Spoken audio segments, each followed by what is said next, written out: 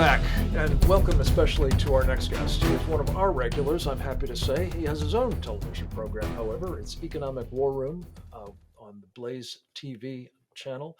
His name is Kevin Freeman. He is the host, of course, of Economic War Room. We are always anxious to catch up with him, but perhaps never more so than at a moment when he has some good news to share with us. Before we get to that, though, I want to get into why your news, Kevin, is so important. And that is in the economic and financial warfare battle space, the incredible fact is that we in this country, specifically about 160 million Americans by some estimates, who have money in the US capital markets, are having a good chunk of that invested in our mortal enemy, the Chinese Communist Party, at the hands of masters of the universe, I guess they think of themselves as, like Larry Fink of BlackRock and Steve Schwartzman and Ray Dalio and others.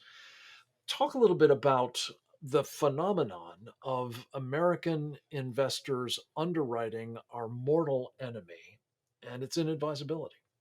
You know, Frank, if you were to put this in a spy novel, you wouldn't believe it. And it does take place over a longer period of time. But essentially, our elites have sold us out. They've sold us out by hampering American corporations and putting all sorts of regulations and problems and threats to us. And at the same time, enhancing Chinese corporations, making them look like the better investment opportunity.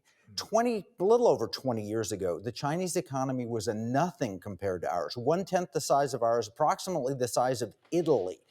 And yet the elites, through most favored nation status, through the World Trade Organization and otherwise, have made us as Americans think that's the beautiful place to invest. And the net result of it is they've put a significant trillions of dollars of American capital into Chinese communist companies that are working at the benefit of the Chinese Communist Party. It is one of the greatest stories that people don't know, that they've been funding their own enemy. Right. And in some cases, it's not just companies working for the benefit of the Chinese Communist Party writ large, but specifically its military arm, the People's Liberation Army. And that brings us to a specific outrage that I wanted to just vet with you. That is that the government's pension plan, the federal government of the United States, with millions of military and civilian employees, past and present of that government, the world's largest pension fund, is now poised to start doing the same thing as what Fink and company have done with other people's money, ours notably, and that is invested in these Chinese companies. Talk about what's up with this thrift savings plan initiative. I thought Donald Trump said we're not going to do that. How could it be that this is once again in the offing? Frank, this is like a horror film. You're thinking, why won't this villain die? We They're killed it back. once. Yeah, exactly. Now, what happened was President Trump realized, and largely due to your work and the Committee on the Present Danger, China and others, he recognized that we've been funding the Chinese Communist Party, military companies, but also companies that repress their human rights with surveillance and everything else inside China, and said, we're not going to put government money in the pensions of government, the faithful public servants, the military. We're not going to put that money into China. Because can you imagine the absurdity of having our military funding arms manufacturer or military equipment manufacturer or weapons manufacturer that would be aimed at our own military? We'd be funding the gun that's shooting at us. That's crazy. And so he put a stop to it. We got findings from the White House. The Department of Labor said, we're not going to do this. We thought it was dead and killed. And lo and behold, they found a backdoor way to bring it back. And they kind of covered up and say, well, we're just going to give you broad mutual fund offerings. What they're really doing is opening a way to fund communist China. And it's frightening, and it's happening before our eyes. And people need to get mad about this. This is a problem. Sure. Well, mad as hell is the way we describe it in a campaign of the Committee on the Present Danger China. And I want to say, Kevin, we appreciate your membership in that committee and the great leadership that you provide.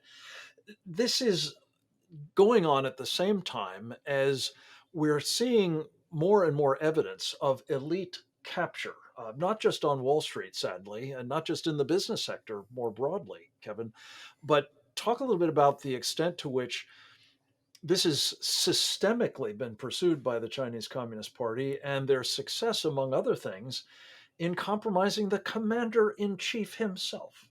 Well, it is a brilliant strategy. You have to admire the success that they've had in capturing Hollywood. So you can't make a movie that criticizes China, which is ridiculous, Right. but it's true.